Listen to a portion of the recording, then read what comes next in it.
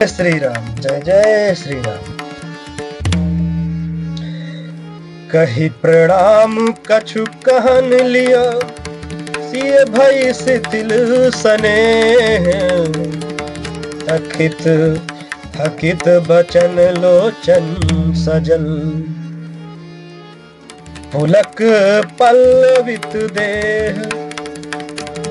प्रणाम कर सीता जी कुछ कहने लगी थीं, परंतु स्नेहवश वे शिथिल हो गईं। उनकी वाणी रुक गई, नेत्रों में जल भर आया और शरीर रोमांच से व्याप्त हो गया। तेहि अवसर रघुबर रुख पाई, केवट पारहि नाव चलाई। रघुकुल तिलक चले एहि भांति, देखहु ठाड़ पुलिस धरी छाती।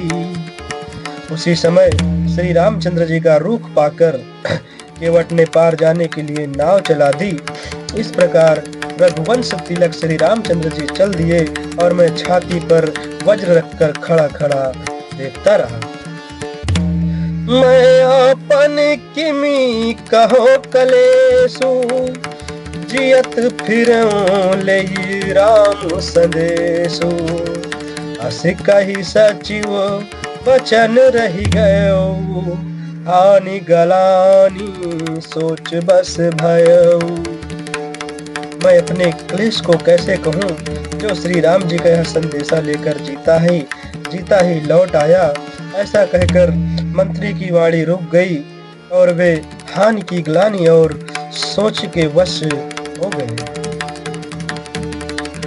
सूत बचन सुन तहि नर नाहु, पर उधरनि उर दारुन दाहु।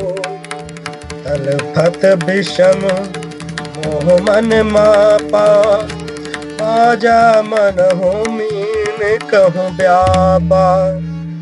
सारथी सुमंत्र के वचन सुनते ही राजा पृथ्वी पर गिर पड़े। उनके हृदय में भयानक जलन होने लगी, वे तड़पने लगे। उनका मन भीषण मोह से व्याकुल हो गया, मानो मछली को मांझा व्याप हो गया हो। करे विलाप सब रोवहि रानी, महाविपति की जाई बखानी। सुनि विलाप दुखहु दुख लागा, धीरजहु कर धीरजु भागा। सब रानियां विलाप करके रो रही हैं। उस महान विपत्ति का कैसे वर्णन किया जाए। उस समय के विलाप को सुनकर दुख को भी दुख लगा और धीरज का भी धीरज भाग गया। भयउ कोलाहलु अवध अति, सुनि नृप राउर सोरु। विपुल बिहग बन पर्यो निसी, मानहु पुलिस कठोर। राजा के रावले रनिवास में रोने का शोर सुनकर अयोध्या भर में बड़ा भारी कोहराम मच गया। ऐसा जान पड़ता था मानो पक्षियों के विशाल वन में रात के समय कठोर वज्र गिरा हो। प्राण कंठ गत भयो भुआलो, मन विहीन जनु व्याकुल व्यालु। इंद्री सकल विकल भई भारी, जनु सर सर सिज बनु बिनु बारी।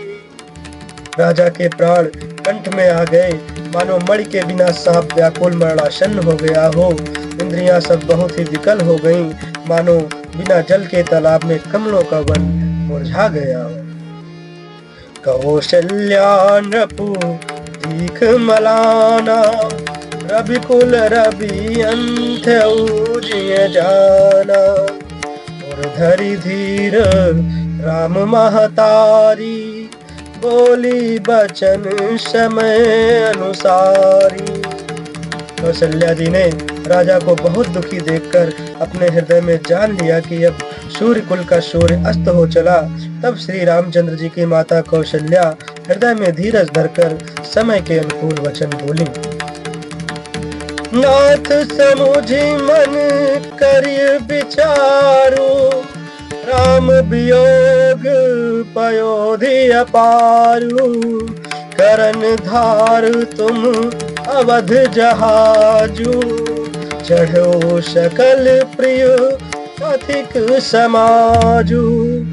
हे नाथ, आप मन में समझकर विचार कीजिए कि श्री रामचंद्र का वियोग अपार समुद्र है, अयोध्या जहाज है और आप उसके कर्णधार खेने वाले हैं। सब प्रियजन, कुटुंबी और प्रजा ही यात्रियों का समाज है जो इस जहाज पर चढ़ा हुआ है। धीरजु धरिया पाए पारू, नाही तबूढ़ सब परिवारू, जो जिय धरिय विनय पिय मोरी, राम लखन सिय मिलहि बहोरी। आप धीरज धरिएगा तो सब पार पहुंच जाएंगे, नहीं तो सारा परिवार डूब जाएगा। हे प्रिय स्वामी, यदि मेरी विनती हृदय में धारण कीजिएगा तो श्री राम लक्ष्मण सीता फिर आ जाएंगे। प्रिया बचन मृदु सुनत इंद्रपु, चितियो आँखि उघारी, तलफत मीन मलिन जनु, सींचत शीतल बारी। प्रिय पत्नी कौशल्या के कोमल वचन सुनते हुए राजा ने आंखें खोलकर देखा, मानो तड़पती हुई तीन मछली पर कोई शीतल जल छिड़क रहा हो।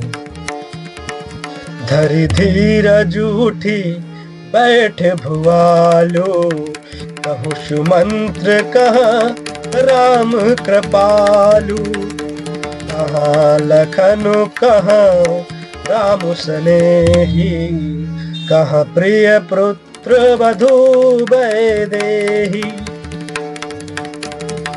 धीरज धरकर राजा उठ बैठे और बोले, सुमंत्र कहो कृपाल श्री राम कहाँ हैं, लक्ष्मण कहाँ हैं, स्नेही राम कहाँ हैं और मेरी प्यारी बहू जानकी कहाँ है।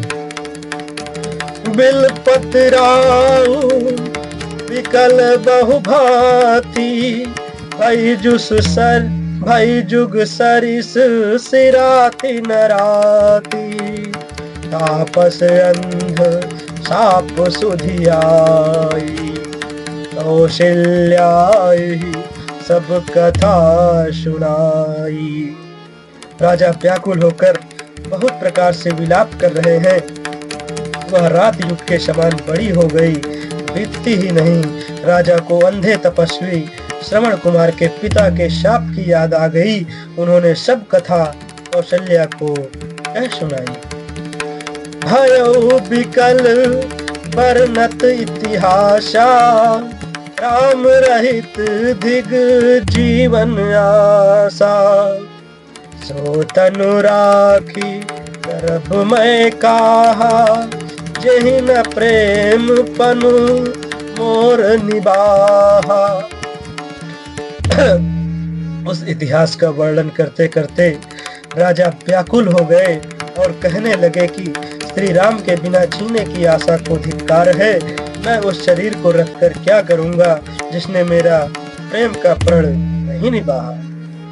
हा रघुनंदन प्राण प्रीते, तुम बिनु जियत बहुत दिन बीते, आ जानकी लखन हा रघुबर, आप हितु चित चातक जलधर।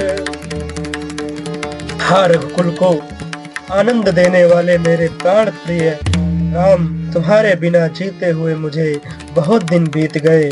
हा जानकी लक्ष्मण, हा रघुवर, हा पिता के चित्त रूपी चातक के हित करने वाले मेघ। राम राम कही राम कही, राम राम कही राम, तनु परिहरि रघुबर बिरहा, राव गयो शुरधाम। राम राम कहकर फिर राम कहकर, फिर राम राम कहकर और फिर राम कहकर राजा श्री राम के विरह में शरीर त्याग कर सुरलोक को सिधार गए। जियन मरण फलो दशरथ पावा। अंड अनेक अमल जसु छावा। जियत राम विधु बदनु निहारा। राम बिरह करी मरनु सवारा। जीने और मरने का फल तो दशरथ जी ने ही पाया, जिनका निर्मल यश अनेकों ब्रह्मांडों में छा गया। जीते जी तो श्री रामचंद्र जी के चंद्रमा के समान मुख को देखा और श्री राम के विरह को निमित्त बनाकर अपना मरण सुधार लिया। शोक बिकल सब रोवहि रानी। रूप शील बलो तेज बखानी। करहि बिलाप अनेक प्रकारा। मरहि भूमि तल बारहि बारा। सब रानियां शोक के मारे व्याकुल होकर रो रही हैं।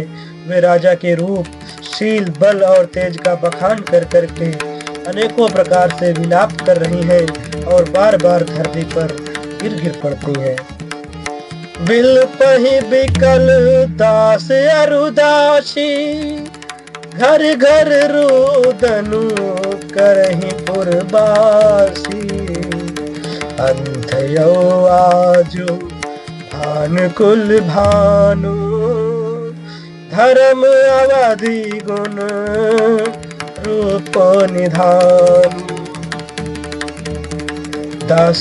दासीगण व्याकुल होकर विलाप कर रहे हैं और नगर निवासी घर घर रो रहे हैं। कहते हैं कि आज धर्म की सीमा, गुण और रूप के भंडार, सूर्य कुल के सूर्य अस्त हो गए। गारी सकल कहीं देही। नयन विहीन कीन जग जेहि। विध बिलपत रैन बिहानी। आए सकल महामुनि ज्ञानी। सब कैकेयी को गालियां देते हैं, जिसने संसार भर को बिना नेत्र का अंधा कर दिया। इस प्रकार विलाप करते रात बीत गई। प्रातः काल सब बड़े बड़े ज्ञानी मुनि आए। जय श्री राम, जय श्री राम।